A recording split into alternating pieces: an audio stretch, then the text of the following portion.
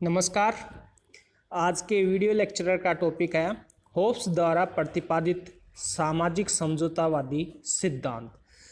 हालांकि पिछले video lecturer में हमने होब्स द्वारा सामाजिक समझौतावादी सिद्धांत के कुछ बिंदुओं पर विचार विमर्श किया था, जैसा कि उसके द्वारा प्रतिपादित मानव स्वभाव की अवधारणा, प्राकृतिक अवस्था एवं प्राकृतिक अवस्था के बाद में जो प्राकृतिक अधिकार और जो कानूनों का विवेचन होब्स के द्वारा किया गया था, उनके बारे में हमने पिछले वीडियो लेक्चर में विचार विमर्श किया था। इसी क्रम में हम आज देखेंगे कि होब्स द्वारा प्रतिपादित जो सामाजिक समझौता होता है उसके मुख्य कारण क्या हैं।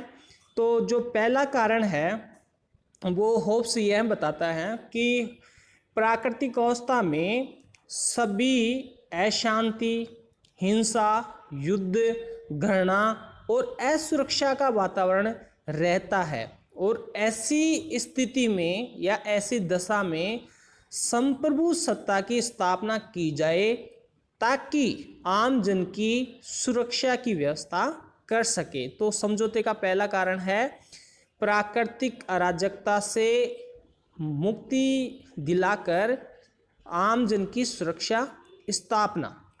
दूसरा जो बिंदु है वो है प्राकृतिक अवस्था में जो प्राकृतिक कानून तो होते ही हैं, लेकिन इनकी व्याख्या करने वाली सत्ता का अभाव होता है, इसलिए संप्रभु सत्ता की आवश्यकता होती है, इसलिए भी समझौता होता है। तीसरा जो बिंदु है प्राकृतिक कानून का उल्लंघन करने वालों को उचित दंड देने वाली किसी दंड शक्ति का अस्तित्व नहीं होता, इसलिए भी आम जन सामाजिक समझौता करता है।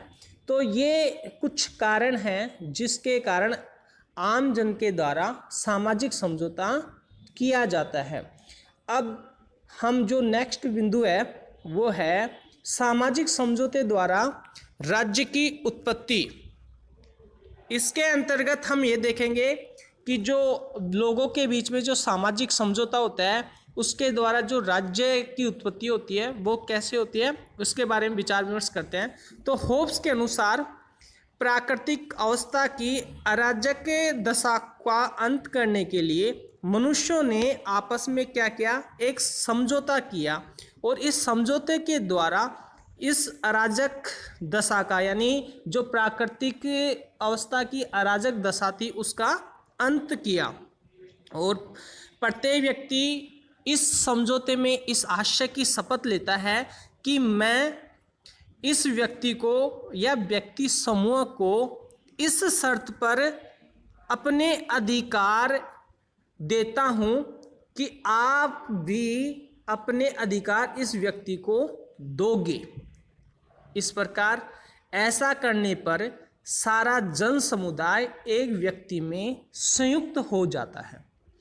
इसे होब्स के द्वारा कॉमनवेल्थ की संज्ञा दी गई है, जिसे लैटिन भाषा में नगर कहते हैं। इस प्रकार होब्स द्वारा प्रतिपादित जो सामाजिक समझौता है उसके द्वारा राज्य की उत्पत्ति होती है। और इसके बाद में होब्स के जो सामाजिक समझौता होता है उसकी जो प्रमुख विशेषताएं हैं वो इस प्रकार हैं कि यह समझौता सामाजिक है, न कि शासकीय है। इसका मतलब ये हुआ कि इस समझौते में राजा और प्रजा के बीच में समझौता नहीं हुआ, बल्कि लोगों के बीच में यह समझौता होता है। तो इस प्रकार इस समझौते की शर्त राजा पर लागू नहीं होती, यानी समझौते से लागू जो भी शर्तें हैं उनसे राजा बंधा हुआ नहीं है। दूसरा जो बिंदु है शासक समझौते में किसी भी पक्ष के रूप में सम्मिलित नहीं है, अतः वह जो कुछ करता है उसके लिए वह किसी के प्रति उत्तरदायी नहीं होता। ये भी एक समझौते की विशेषता है। तीसरा जो विशेषता है वो है यह समझौता मनुष्य के भय पर आधारित है। यह क्या है, समझौता किस पर आधारित है, मनुष्य के भय पर आधारित है। और नेक्स्ट जो इसकी विशेषता है वह है इसमें शासक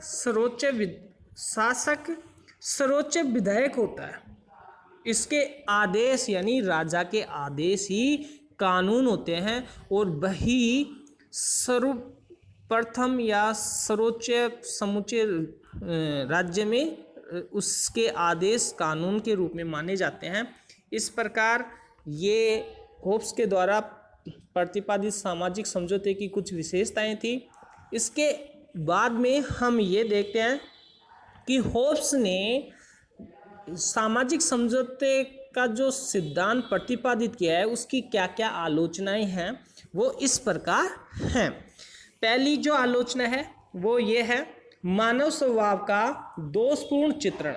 होब्स ने मानव स्वभाव का दोषपूर्ण चित्रण किया, उसके एक ही पक्ष पर प्रकाश डाला और उसका जो चित्रण है वो भी निराशावादी विचारों पर आधारित है। इस प्रकार यदि हम देखें तो मनुष्य में केवल स्वार्थों से बसीभूत ही नहीं होता, वह केवल दुष्ट धोखेबाज या लड़ाकू नहीं होता, वह उसका दूसरा पक्ष ये भी है मनुष्य में उदारता, दयालुता, परोपकार और प्रेम आदि मानवीय गुण भी उसमें पाए जाते हैं। तो जो पहली आलोचना की जाती है मानव स्वभाव का दोषपूर्ण चित्रण। दूसरी जो आलोचना होब्स के सिद्धांत की जाती है वो है प्राकृतिक अवस्था अस्वाभाविक। होब्स ने जिस प्राकृतिक अवस्था का वर्णन किया है और जिसकी लाठी उसकी भैंस से इंगित किया है वो अवस्था भी अस्वाभाविक है, क्योंकि एक तरफ तो होब्स यह मानता है कि प्राकृतिक दशा में मनुष्य जंगली पशुओं की तरह आपस में लड़ते हैं, मारकाट मचाते हैं, यानी एक दूसरे के अधिकारों का हनन करते हैं। लेकिन जैसे ही समझौता हो जाता है तो वह समाज का सभ्य नागरिक बन जाता है। इस प्रकार यह कहना विरोधाभासपूर्ण है कि प्राकृतिक अवस्था में मनुष्य इतना पहले तो भयंकर परिस्थिति में हो और उसके बाद में दयालुता से, परोपकार से भरा हुआ मनुष्य बन जाए। तो इसकी एक आलोचना क्या की जाती है, प्राकृतिक अवस्था का अस्वाभाविक चित्रण। जो नेक्स्ट आलोचना की जाती है कि प्राकृतिक अवस्था में प्राकृतिक अधिकारों की जो मान्यता है वह भी तार्किक रूप से सही नहीं कहा जा सकता। एक तरफ तो प्राकृतिक अवस्था में न तो व्यापार है, न अधिकार है, न स्वतंत्रता है, न जीवन है, न अधिकार है। तो और दूसरी तरफ होब्स यह बताता है कि प्राकृतिक अवस्था में प्राकृतिक अधिकार भी होते हैं। तो ये अपने आप में विरोधाभासपूर्ण है, अतार्किक है।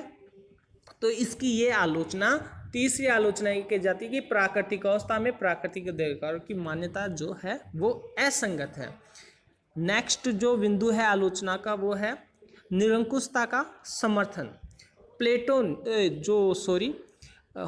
होब्स ने जो चौथी आलोचना की है वो समझौते की ये कही है कि निरंकुशता का समर्थन। होब्स के द्वारा जो सामाजिक समझौता है और उसके द्वारा जो राज्य की उत्पत्ति होती है, शासक की उत्पत्ति होती है, वो निरंकुश अधिकारों का उपभोग करता है, निरंकुश शक्ति का उपभोग करता है।